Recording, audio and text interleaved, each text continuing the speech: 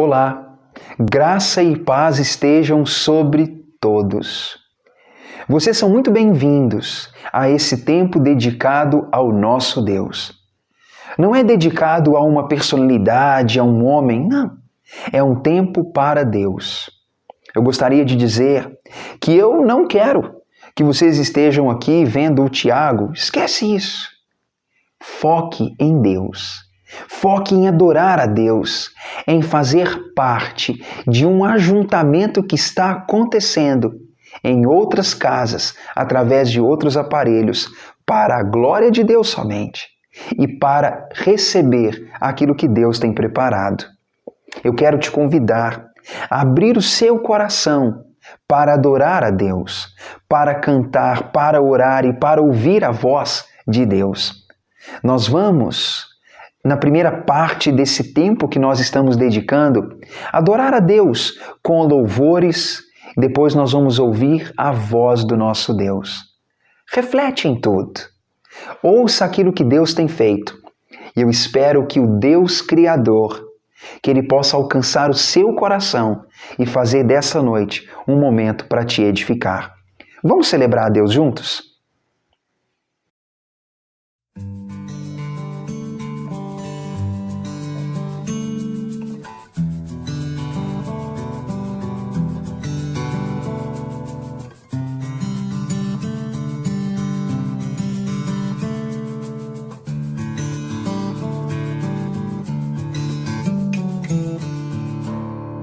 Eu olho para a cruz e para a cruz eu vou do seu sofrer participar, da sua obra vou cantar. Meu Salvador na cruz mostrou o amor do Pai, o justo Deus. Pela cruz me chamou, gentilmente me atraiu e eu, sem palavras, me aproximo, quebrantado.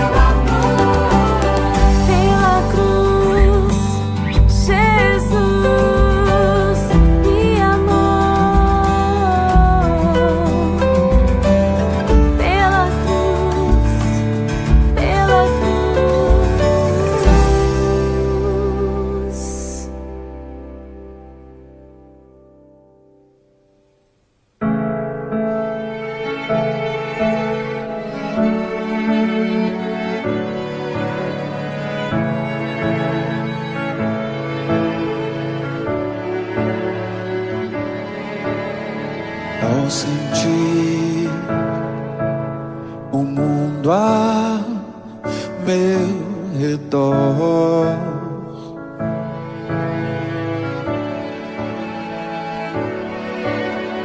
Nada vi que pudesse ser real.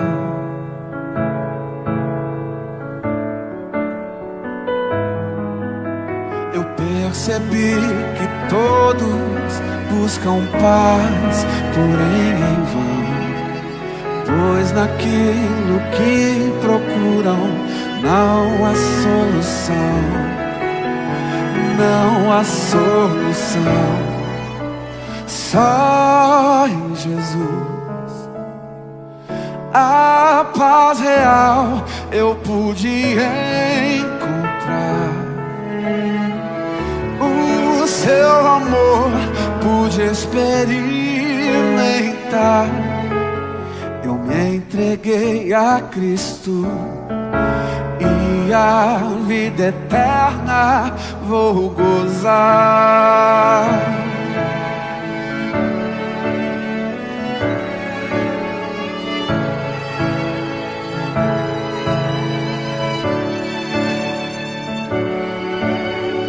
Posso ver que você não é feliz,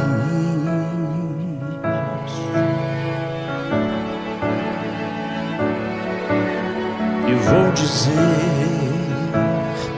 que não pode ser feliz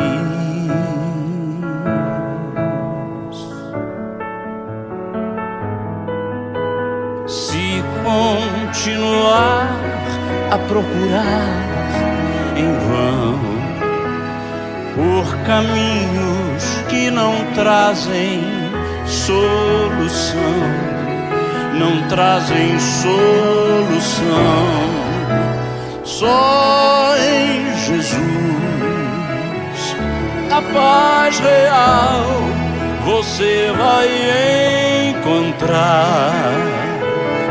O seu amor vai experimentar.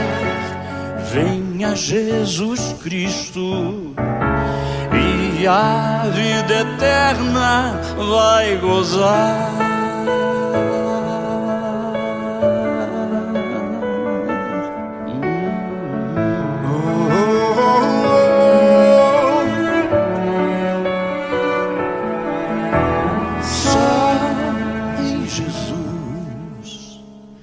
A paz real você vai encontrar. O seu amor vai experimentar. Venha Jesus Cristo e a vida eterna vai gozar.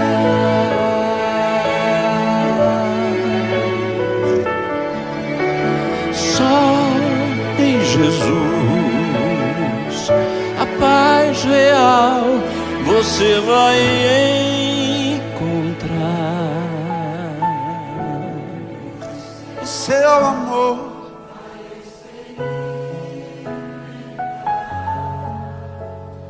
venha Jesus Cristo e a vida eterna vai gozar.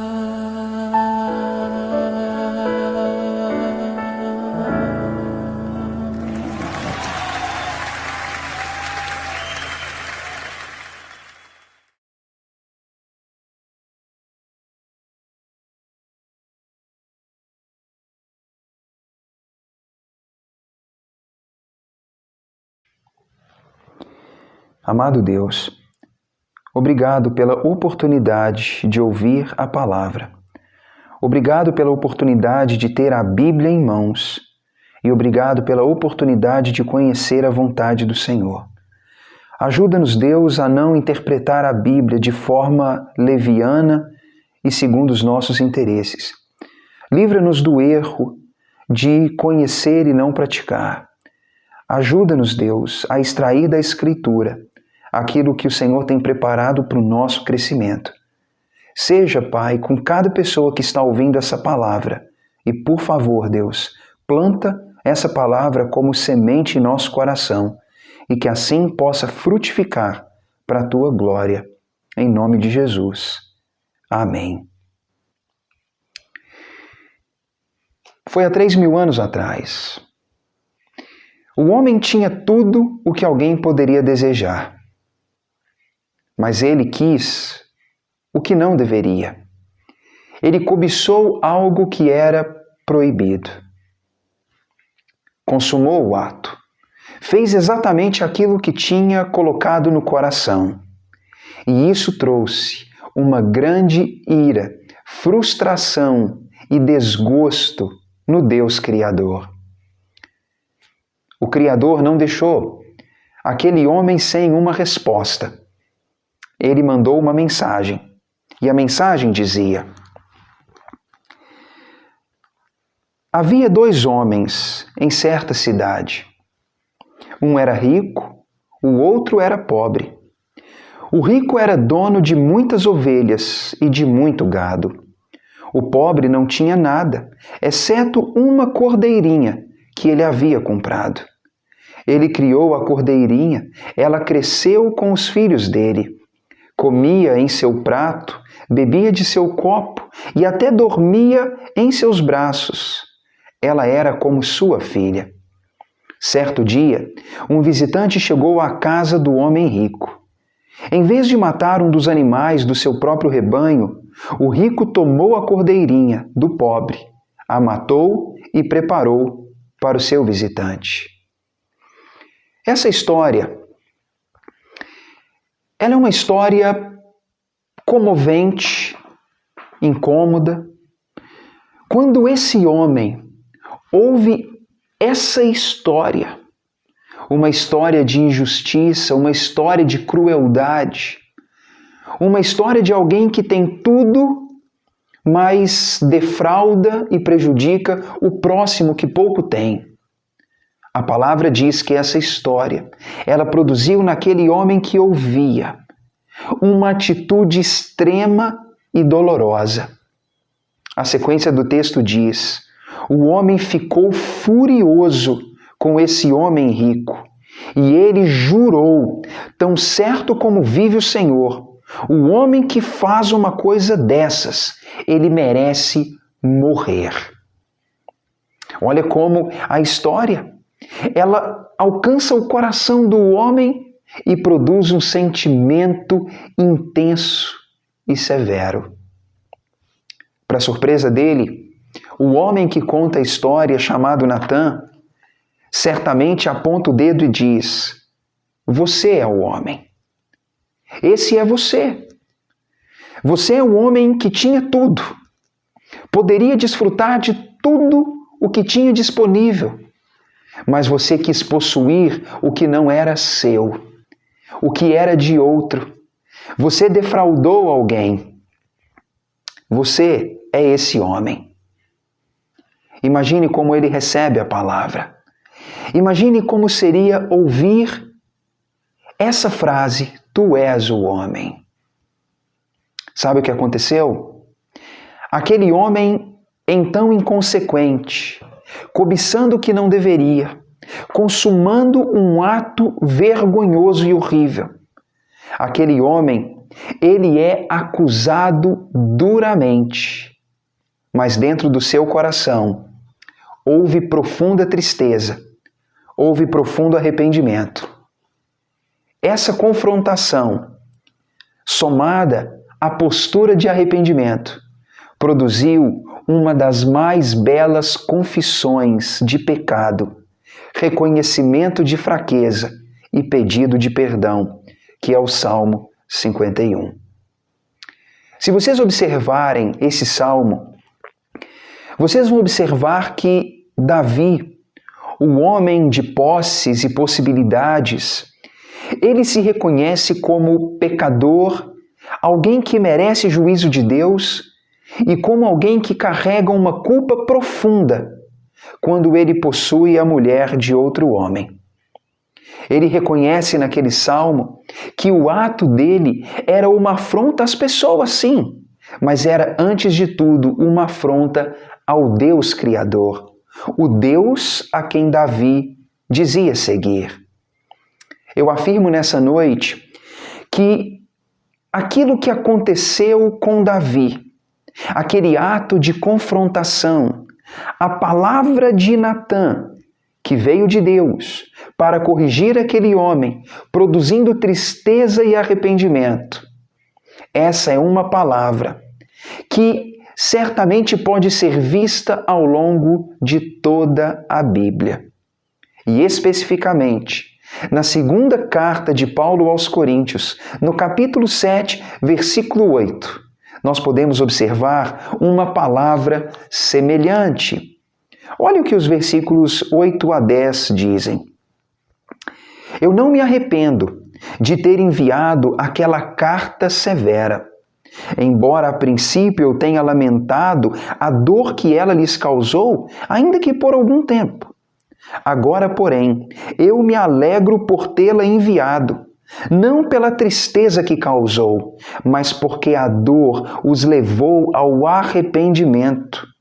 Foi o tipo de tristeza que Deus espera do seu povo, porque não lhes causou mal algum.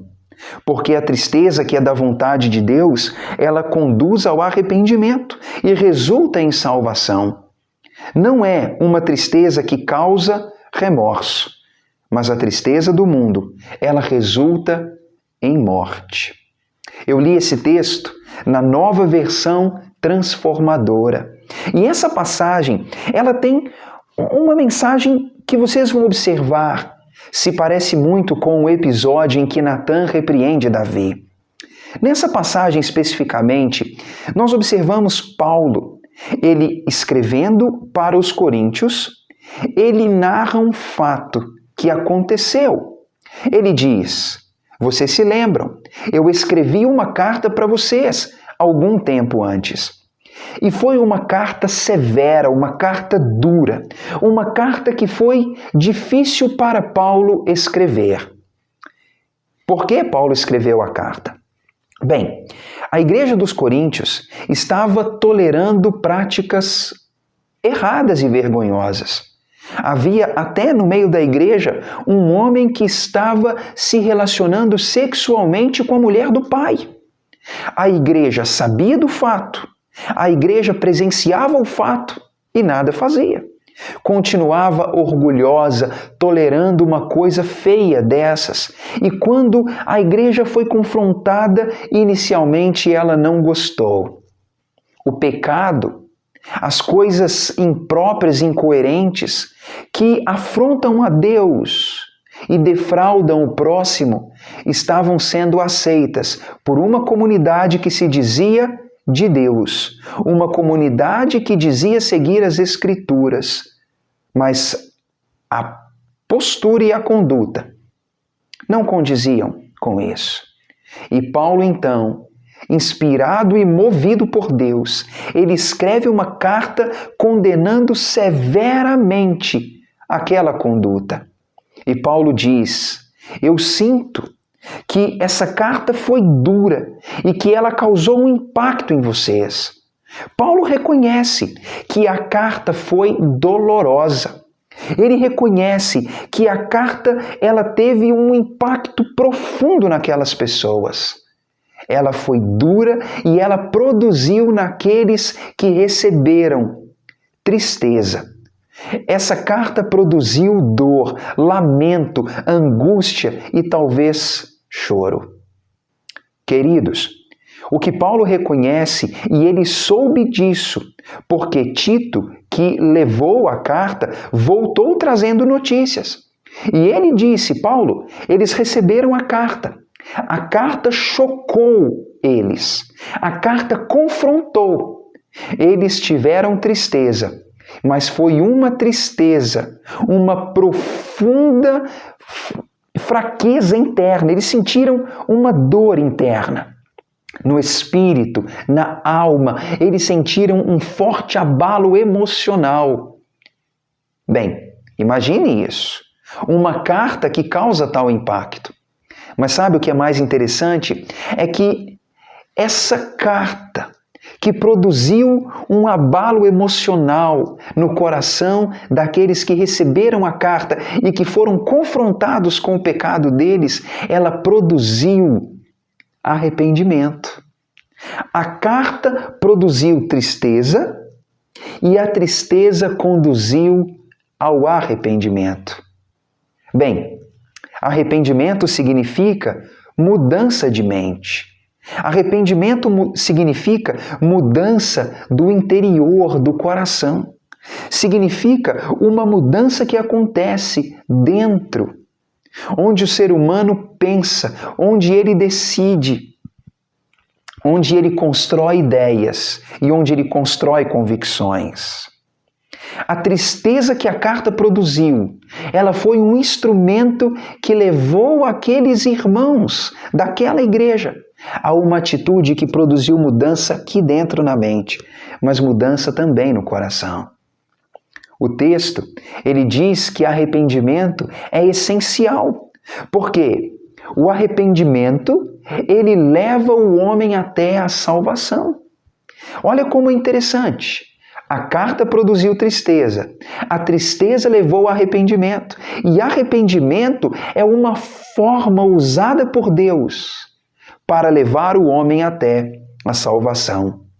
Alguém pergunta então, mas o que é salvação? Bem, salvação é o resgate de Deus, que liberta aquele que crê e se arrepende da destruição e coloca em segurança. Segurança por estar na presença de Deus. Então, veja, o arrependimento, ele é uma ferramenta que Deus procura e que Deus motiva no coração humano, conduzindo à salvação. Arrependimento é um elemento essencial para a salvação. A palavra de Deus diz, em Lucas capítulo 13, ela diz em Atos capítulo 2, Atos capítulo 17, e ao longo da Bíblia nós observamos a palavra dizendo que o homem deve se arrepender. E arrependimento, ele coloca o homem no caminho do resgate, da libertação da destruição, e conduz o homem a uma posição de segurança e estabilidade na presença de Deus. Isso é salvação. Salvação é ser tirado do caminho que destrói. Isso é salvação. Então observem comigo.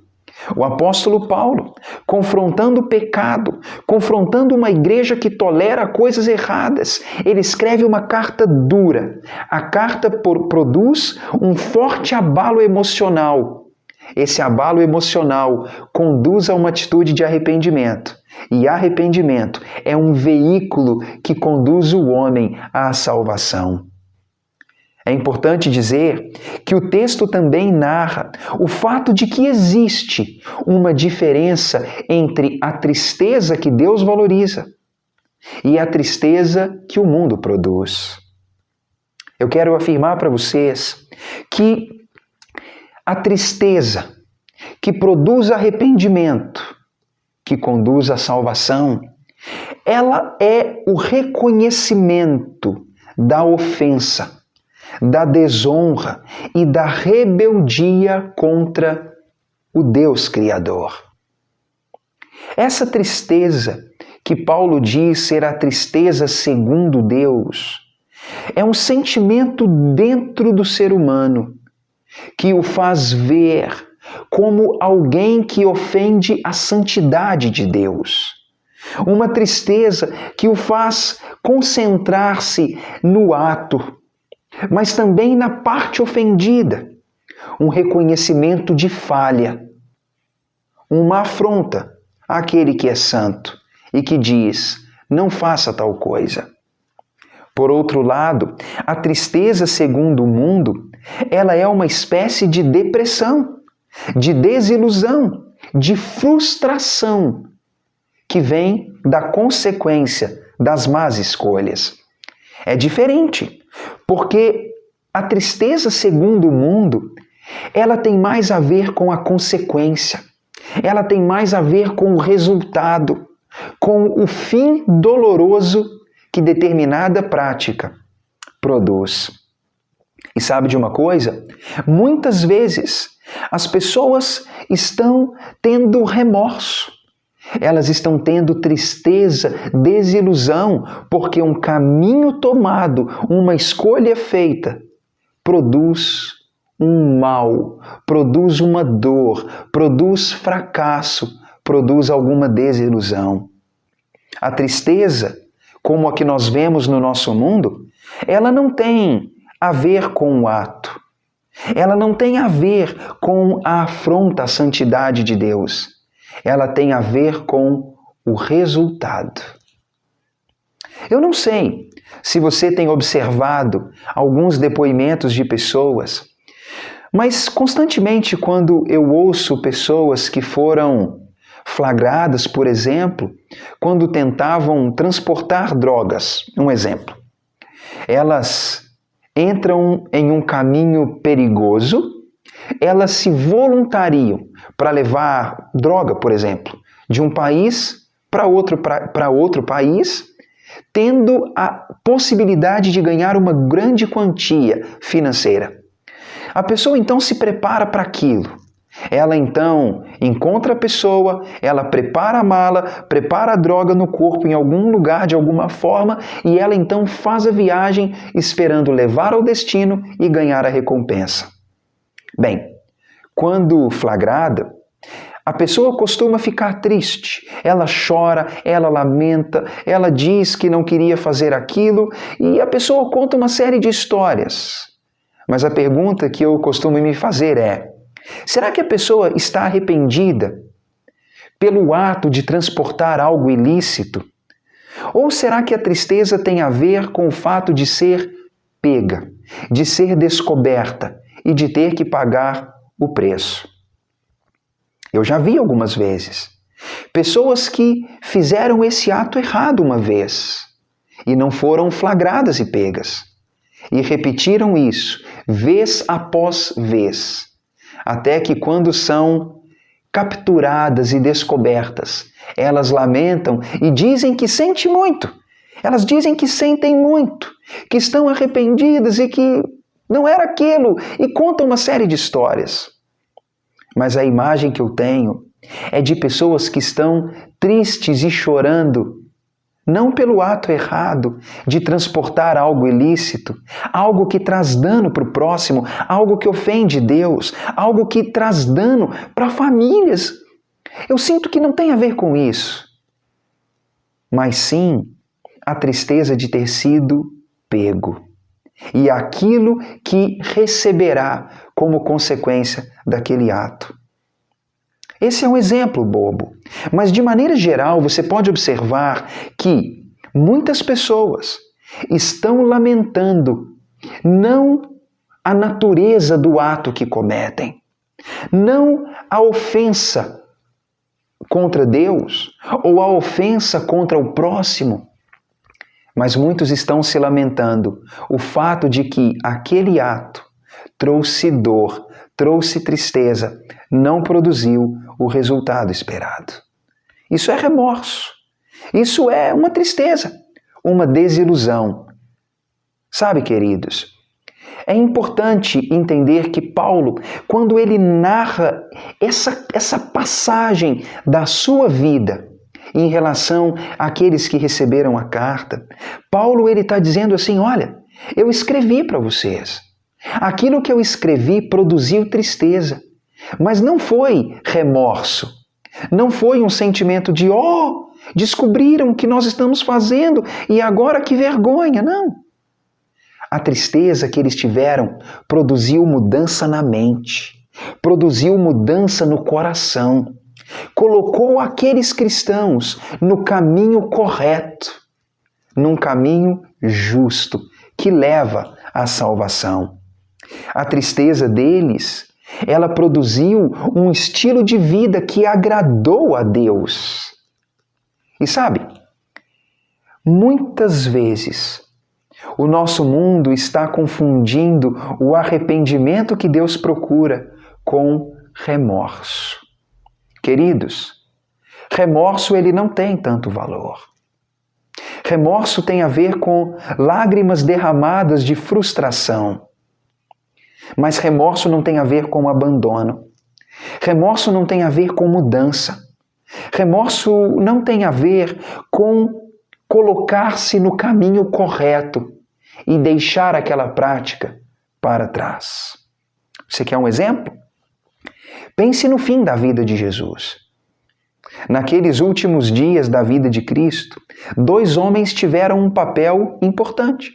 Vocês podem se lembrar, por exemplo, que Judas, ele foi o instrumento usado para trair e entregar o Cristo. Vocês se lembram que os religiosos dos dias de Jesus, eles ofereceram dinheiro a Judas.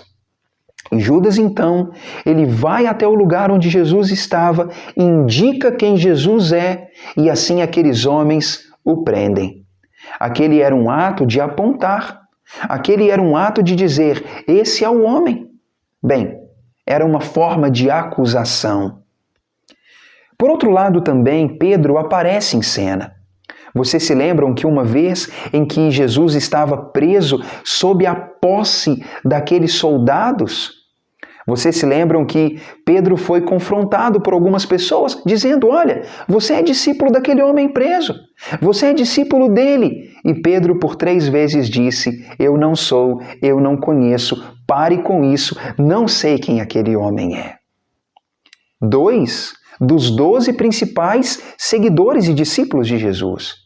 Um o trai e vende. Outro diz que não o conhece. Bem, os 2 erraram, os 2 falharam, mas a atitude deles foi diferente. O texto bíblico dos evangelhos diz que Judas se arrependeu. Se arrependeu? Estou usando a palavra errada. Ele chorou, ele se entristeceu, ele teve remorso, ele foi até aqueles homens que o haviam pagado e ele jogou o dinheiro e disse, olha, eu não quero esse dinheiro, para com isso, vamos desfazer o negócio. Era tarde demais. Em suas lágrimas, em sua frustração, Judas tirou a própria vida, enforcando-se. Por outro lado, Pedro também, que havia traído a confiança do seu mestre, ele também chorou. Ele também teve frustração, mas Pedro teve arrependimento.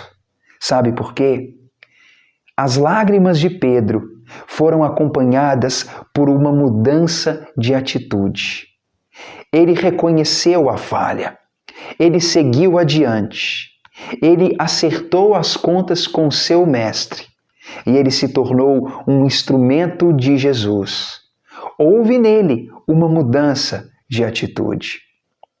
Eu não estou falando sobre a intensidade da tristeza, mas eu estou falando sobre o que a tristeza produz. Em Judas, a tristeza levou ele à morte, ao suicídio. Mas em Pedro, a tristeza produziu mudança. E sabe de uma coisa? Deus está procurando pessoas como Pedro.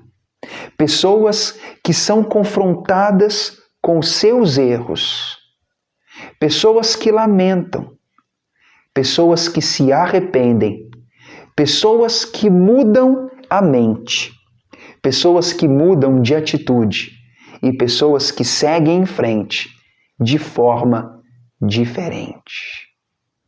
Veja, todos os exemplos que dei concordam. Davi errou. Ele até então estava seguindo a vida. Mas quando ele foi confrontado por um profeta de Deus, ele viu a seriedade do ato que tinha cometido. Ele então se reconcilia com Deus, ele pede perdão, ele muda de atitude. Por outro lado, os coríntios que receberam a carta de Paulo, eles foram confrontados, se entristeceram, se arrependeram, eles mudaram de atitude. Pedro, ele foi confrontado, ele se arrependeu, teve uma vida diferente. Judas, por outro lado, ele teve tristeza, mas ele não teve mudança de atitude. Ele não andou de forma diferente. Aquilo foi remorso, não arrependimento. Talvez, se Judas tivesse se arrependido de verdade e pedido perdão, certamente ele teria alcançado o perdão de Deus e o perdão de Cristo. Mas ele não o fez. Nessa noite, eu quero dizer que é necessário se arrepender. É necessário experimentar tristeza que produz arrependimento, porque arrependimento, ele é necessário para se chegar à salvação. Talvez muitos ainda estejam com remorso. Talvez ainda não entenderam que a natureza do ato praticado, a ofensa contra Deus, o dano causado ao próximo, que esse é o grande problema. Talvez muitos estejam apenas derramando lágrimas, porque determinado ato, prática, escolha, estilo de vida não está produzindo o resultado esperado. Não está trazendo a satisfação esperada, a alegria esperada. Não está preenchendo um vazio que se procura preencher.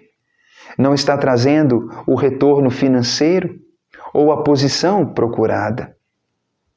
Isso é remorso.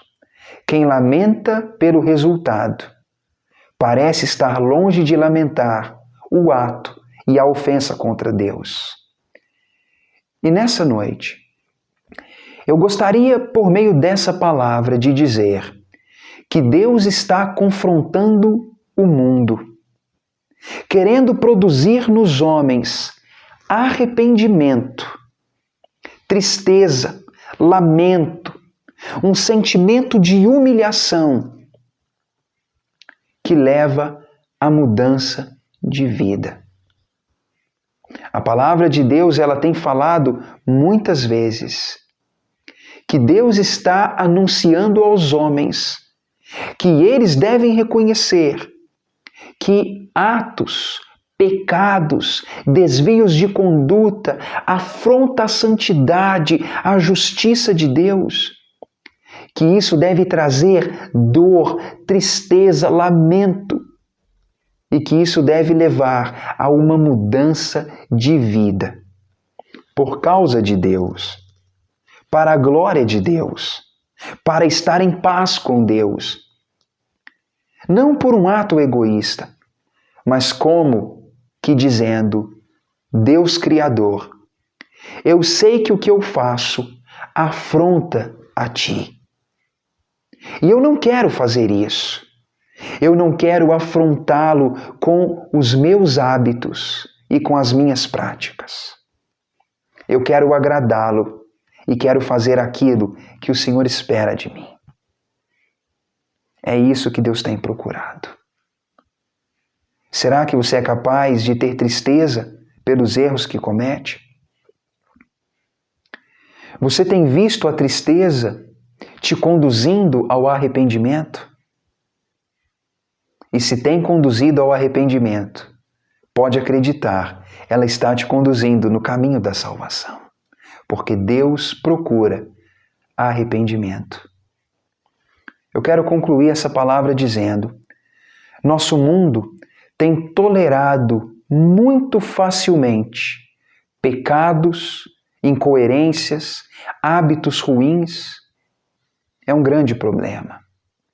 Infelizmente, nosso mundo, ele tem colocado uma nota de aprovação em coisas que Deus desaprova. Inclusive nós, que nos autoproclamamos povo de Deus, que declaramos isso para o mundo. Nós mesmos costumamos aprovar coisas que Deus desaprova, acolher como hábito práticas inaceitáveis. E com o tempo, aquilo que antes trazia tristeza, agora nem traz mais dor, nem mesmo traz sentimento de vergonha. Alguns até procuram justificar os pecados que cometem, tentando achar até na Bíblia e nos líderes da igreja aprovação para aquilo.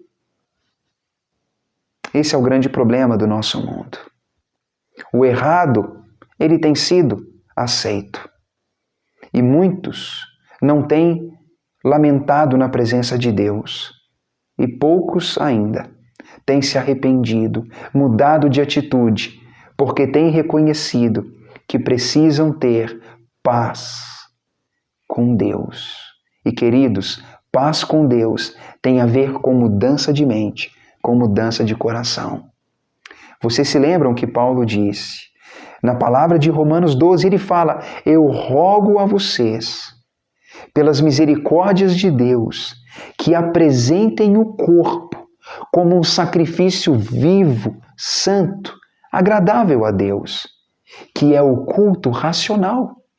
Ele disse: e não se conformem, não sejam moldados por esse século, mas transformai-vos pela renovação da mente. Ou seja, sejam renovados, transformados pelo arrependimento, porque assim poderão experimentar a vontade de Deus. Queridos, olha como isso funciona. Arrependimento. Ele nos leva a experimentar a vontade de Deus, mas precisa haver uma mudança na mente, uma mudança no coração.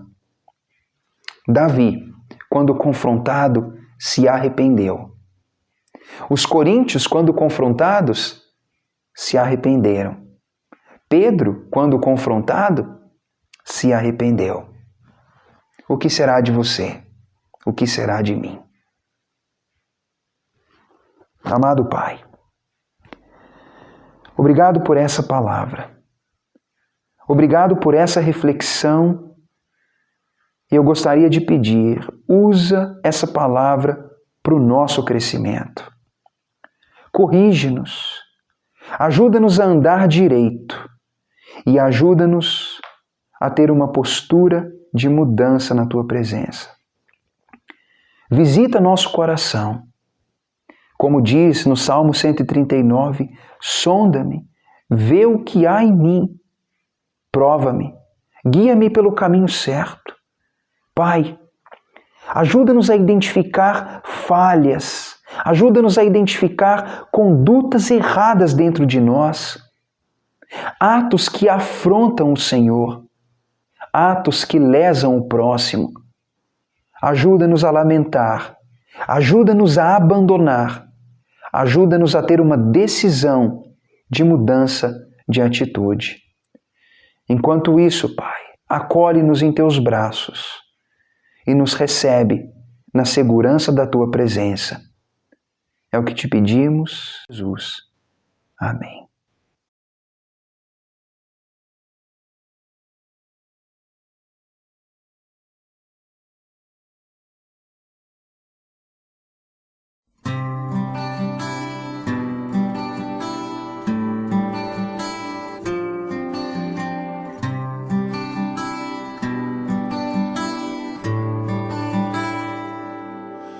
Cada vez que eu abrir a minha boca, cada vez que eu olhar na direção de alguém, cada vez que passo a passo eu chegar em algum lugar, seja a Tua voz, sejam Teus olhos, sejam os Teus pés. Cada vez que eu tocar num rosto em pranto, cada vez que eu fizer o que já não se faz, cada vez que em silêncio eu dou a outra face, sejam Tuas mãos, seja a Tua graça e o Teu amor.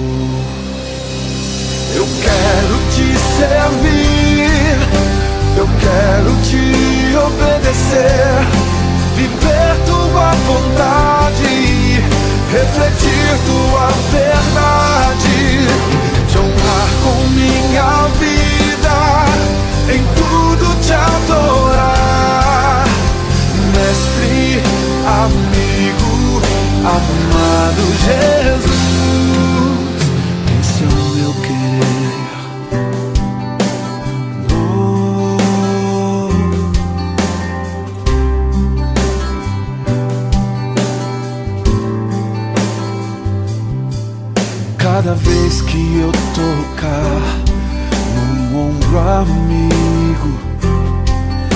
cada vez que eu fizer o que já não se faz, cada vez que em silêncio eu dou ar a outra face, serei tuas mãos, vem a tua graça e o teu amor. Eu quero te servir, eu quero te obedecer, viver tua vontade, refletir tua verdade, te honrar com minha vida, em tudo te adorar, mestre, amigo, amado Jesus, esse é o meu querer.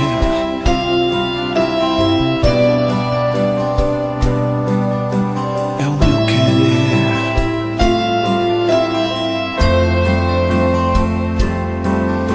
Esse é o meu querer. Sim, Senhor, é tudo que eu quero. É o meu querer, é o meu maior desejo. Eu quero te servir, eu quero te obedecer, viver tua vontade, refletir tua verdade, te honrar com minha vida, em tudo te adorar, mestre, amigo, amado Jesus, te honrar com minha vida, em tudo te adorar, mestre, amigo, amado Jesus,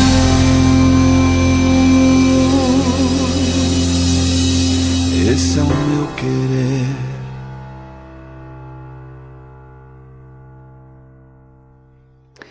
Depois da reflexão que Deus nos trouxe, por meio das músicas, por meio da palavra, eu gostaria de encorajá-lo a viver aquilo que Deus tem ensinado. Nós não somos perfeitos e todos incorremos no erro de tolerar o que Deus condena e de não mudar, de não lamentar, de não mudar de atitude. Queridos, pecado deve ser confessado. Muitos, ainda em nossos dias, não têm desfrutado de paz com Deus, porque têm guardado pecado. A palavra de Deus diz no livro de Hebreus: sem santificação, o homem não pode ver Deus. Muitos de nós, infelizmente, não temos conseguido desfrutar da doce presença de Deus e de um relacionamento saudável por falta de arrependimento. Mudança de mente falta, mudança no coração falta. Pecado é tolerado e sustentado. Isso é oposto à santificação. Isso atrapalha a relação com o Deus santo e justo. Eu gostaria de dizer que nós podemos receber a palavra de Deus e a exortação de Deus como uma forma de produzir lamento e mudança, e assim caminharmos na direção da salvação e da segurança nos braços do perfeito Deus. Eu espero que Deus possa conduzi-lo.